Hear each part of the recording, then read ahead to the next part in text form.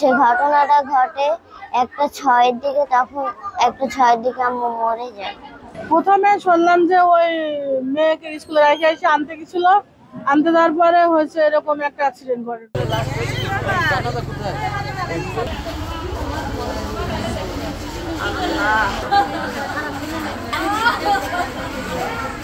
আমি স্কুলে ছিলাম, একটার দিকে আমি নিচে নামি আমার একটা ক্লাসমেটের সাথে।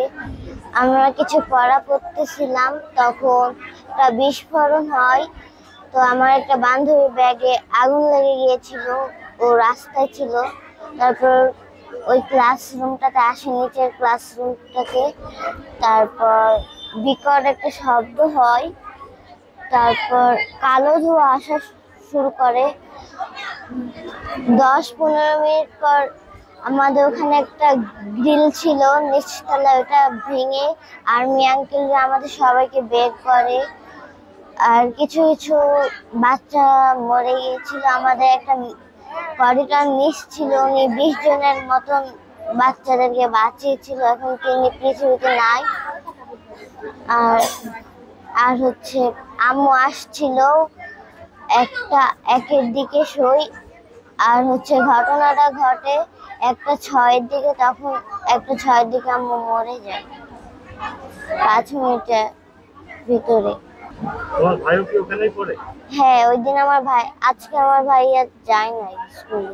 ওই দিন যায় নাই না? হ্যাঁ, ওর পক্স হয়েছে, জন্য যায় নাই। প্রথমে শুনলাম যে ওই মেয়েকে স্কুলে রেখে এসে আনতে গেছিল, আনতে যাওয়ার পরে হয়েছে এরকম একটা অ্যাক্সিডেন্ট ঘটে। ড্রাইভারে ফোন দেয় বাড়িতে, শুনলাম যে রজন হচ্ছে আমার সাহাতো বোন।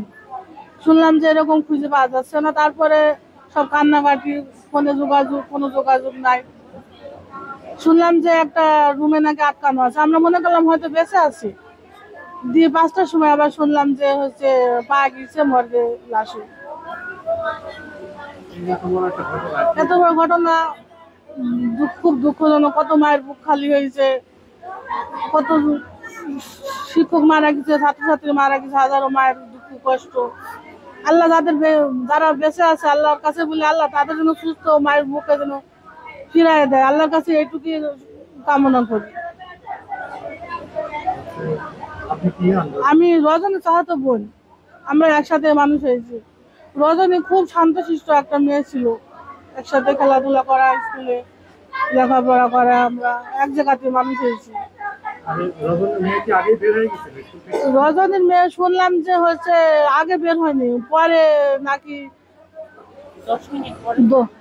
10 স্কুলটা আর 10 মিনিট পরে ছুটি হইতো শুনলাম। রজনীর মেয়ে হয়েছে পরে বের হয়েছে, পাশ দিয়ে হচ্ছে ওই আর্মিরা মই বাদি হয়তো নামাইছে, এটা শুনলাম।